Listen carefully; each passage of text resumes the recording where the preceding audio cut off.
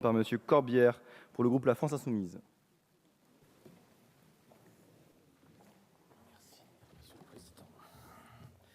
Monsieur le Président, mes chers collègues, Madame la Ministre, j'irai à l'essentiel. Les crédits que le gouvernement accorde à cette mission anciens combattants, mémoire et lien avec la nation ne sont pas suffisants.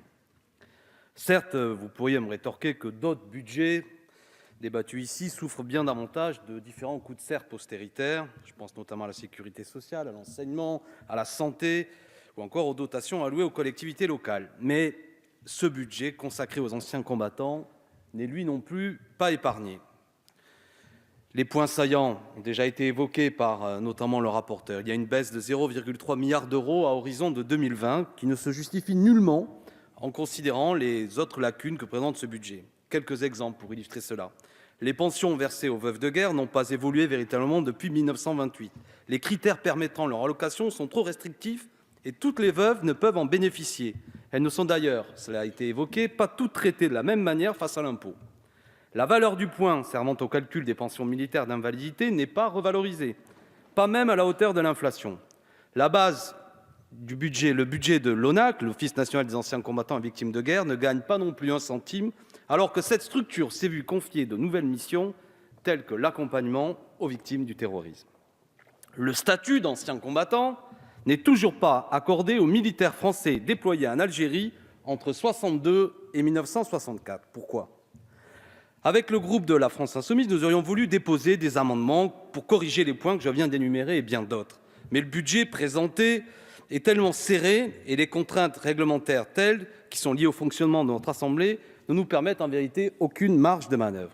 C'est pourquoi, si vous le permettez, je vais consacrer la deuxième partie de mon intervention à une question mémorielle. J'aurais pu en aborder d'autres, qui a néanmoins, à mes yeux et aux yeux de beaucoup de nos concitoyens, une grande importance.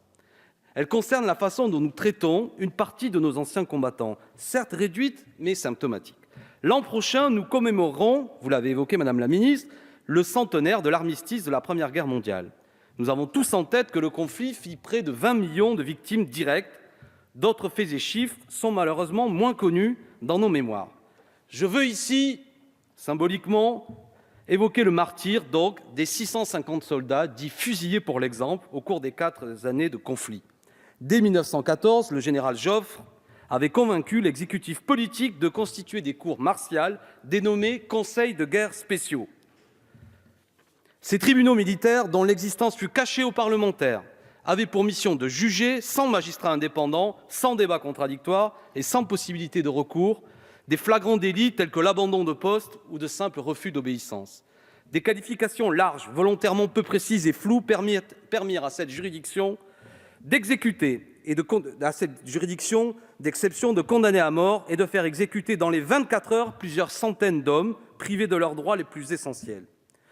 Je sais que ces faits sont connus. Il y a quelques années, Lionel Jospin, Premier ministre, sensible à cette question, l'avait évoqué. Et moi, avec beaucoup de modestie, avec beaucoup d'autres, j'avais déjà eu l'occasion de rappeler cette cicatrice ouverte dans notre histoire nationale en faisant adopter un vœu au Conseil de Paris pour que la mémoire de ces hommes soit enfin honorée, notamment dans la capitale, par une place rendant hommage à ces fusillés pour l'exemple. J'aurais voulu aussi, avec vous sans doute, me féliciter de l'existence désormais, après beaucoup d'années de revendications, d'un espace dédié aux fusillés pour l'exemple qui a été ouvert en 2014 au Musée des Invalides. Mais franchement, reconnaissons que cet espace n'est pas à la hauteur de ce tragique épisode historique. C'est décevant sur le plan muséographique et ça ne répond pas à la demande de réhabilitation collective.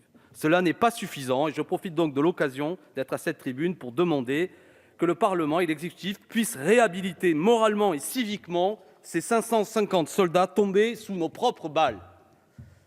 Outre ce que je viens de citer, notre pays souffre encore de trop de morts, et par lui que nous n'avons pas su réhabiliter, de trop d'erreurs que nous n'avons pas su reconnaître, et de trop de mémoire que nous n'avons pas su honorer. Nous y reviendrons durant cette mandature.